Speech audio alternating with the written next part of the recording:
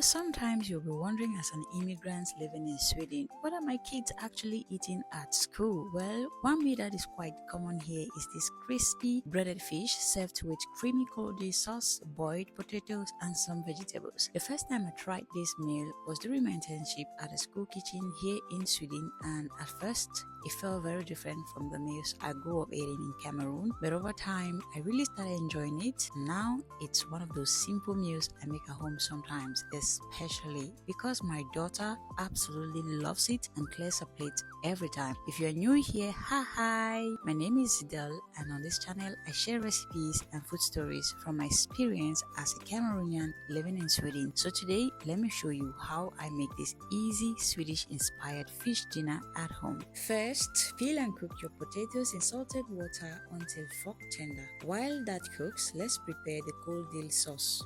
In a bowl, combine sour cream, mayonnaise, and a little Dijon mustard. Squeeze in fresh lemon juice to brighten everything up. Then season with salt and black pepper.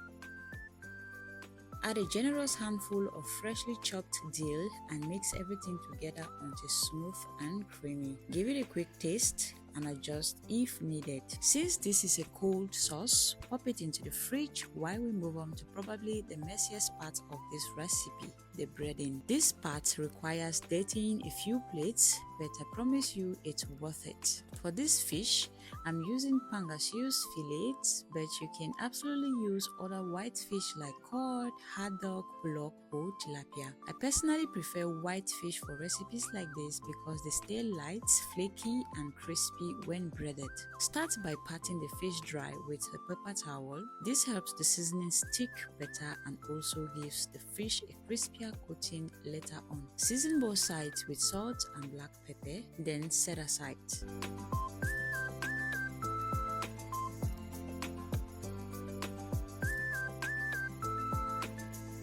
Next, crack some eggs into a bowl and season lightly with salt and black pepper before whisking everything together.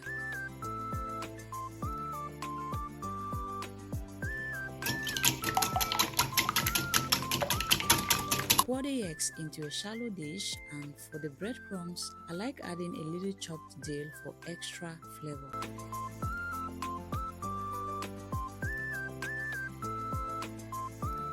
Now for the breading station, first coat the fish lightly in flour, then dip it into the egg mixture, and finally coat it generously with the breadcrumbs.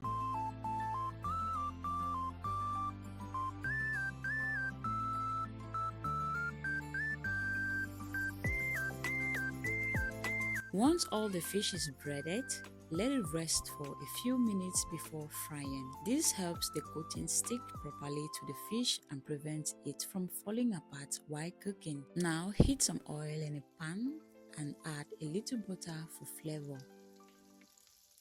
Carefully place the fish into the pan and fry for about 3 minutes per side or until beautifully golden brown and crispy.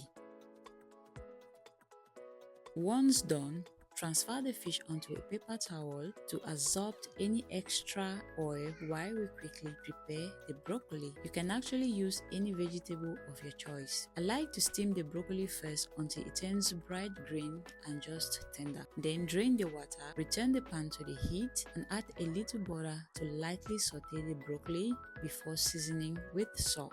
And just like that, everything is ready. Now it's time to plate and enjoy. And while we plate this beautiful meal, if you have been enjoying the video so far, don't forget to subscribe to Flavor Lab with Zidel for more easy recipes, food inspiration, and flavors from my life in Sweden. This meal turned out so good. The fish was crispy on the outside, soft, juicy, and flaky on the inside.